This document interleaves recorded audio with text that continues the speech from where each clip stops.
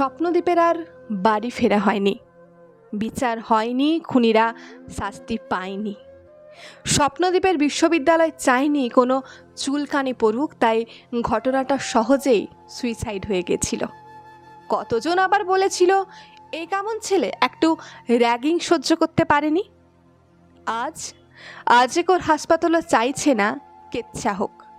যতই হোক সরকারি হাসপাতাল, একটা রেপুটেশন আছে, তাই ভেতর থেকে চেপে দেওয়ার চেষ্টা চলছে।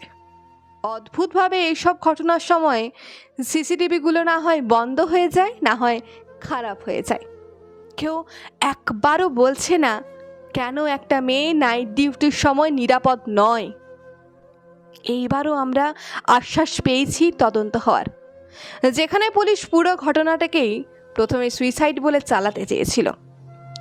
আবার কদিন পর সব চাপা পড়ে যাবে।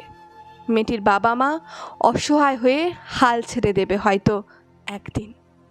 তারপর স্বস্তিকা মুখোপাধ্যায়ের মতো কোনো অভিনেত্রী এই ঘটনা নিয়ে বানানো সিনেমায় অভিনয় করবে। আমরা অভিনয় প্রশংসা করে কত কথা লিখব, উনি সেগুলো নিজের ওয়ালে শেয়ার করে গদগদ হয়ে সবাইকে হইচইতে গিয়ে সিনেমাটা দেখতে বলবেন। ব্যাস, আমাদের প্রতিবাদ ওখানেই শেষ।